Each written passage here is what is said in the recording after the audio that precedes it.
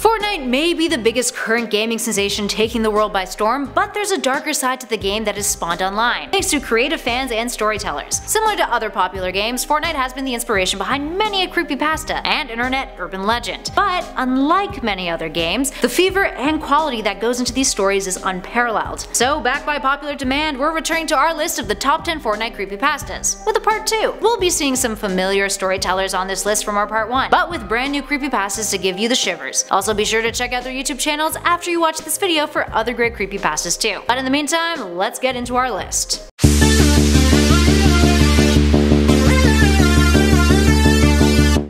Number 10. Ragequit. This creepypasta comes from YouTuber FliplessScript, who's pretty much the king of Fortnite creepypastas on YouTube. We featured a few of their other creepypastas in our last video too, so be sure to check them out at some point. Anywho, this creepypasta is about a player who decided to hop on duos with a stranger when all of his friends were away on vacation. Wanting to play with someone who had their mic on, he almost left the game when finally his new partner said, "Hello?" It was a young child, and while our protagonist normally plays with older players, when he lands with the kid, they actually mesh up really well, managing to knock out 2 other duos right from the get-go. That's when he hears the kid politely say, "Just a second," to someone in the room with him. The protagonist asks if the kid's talking to his parents, but the kid says, "No, it's my guardian." The kid then proceeds to tell him that it's his guardian angel. The protagonist tries to shrug it off as the kid having an active imagination, but as the game progresses, the kid keeps talking to his guardian angel, and it gets a little weird. It sounds like things are being thrown around the kid's room in the background. So the protagonist asks if everything is alright over there, and the kid replies, "Yeah, she just doesn't like it when I don't listen, but I'm getting off after this game." 5 minutes go by and he hears the kid say, "I told you I'm going to get off after this game." The protagonist then hears something chilling. A voice replies to the kid in the background saying, "Now, now, now, now, now," growing more and more sinister with each word. The kid's character in the game starts to lag and glitch, and then the player hears the kid crying. Then out of nowhere, the kid is disconnected from the party, from the game, and from Xbox Live. The player tried to message the kid a few days later on Xbox Live, but never got a reply. Up next, number 9, The One That Crawls. This creepypasta from YouTuber O1G tells of a player who was playing Fortnite and started getting weird chills while playing. Playing Fortnite on a daily basis, the protagonist used to be a really good player, the best in his friend group, until he started getting these weird chills, and this itch that would go up and down his neck and feel like it was burrowing into his skin. To the objective eye of all of his friends and parents in real life, nothing was there, but the player kept feeling it. It started ruining his focus on the game. His friends didn't believe him and started to tease him for how he was becoming crappier at Fortnite. 2 weeks later, as this continued, he took a week off playing the game. The itching stopped entirely. A week after that, he returned to the game and everything went back to normal. The crawling and itching were entirely gone, so the player brushed it off. But then something weird started happening when he and his friends would take down other players. A glitch of sorts. As they shot players and they dropped to the ground and started crawling, their heads would start turning around and going upside down. It was very odd. He didn't think much of it at the time, but a week later one of his friends, who was in the match with him, started getting an itch similar to the protagonist's. It was as if this itch was contagious, and if you kept playing Fortnite while having this itch, you would share a similar fate to those who had seen crawling. That's where the creepypasta ends, unfortunately.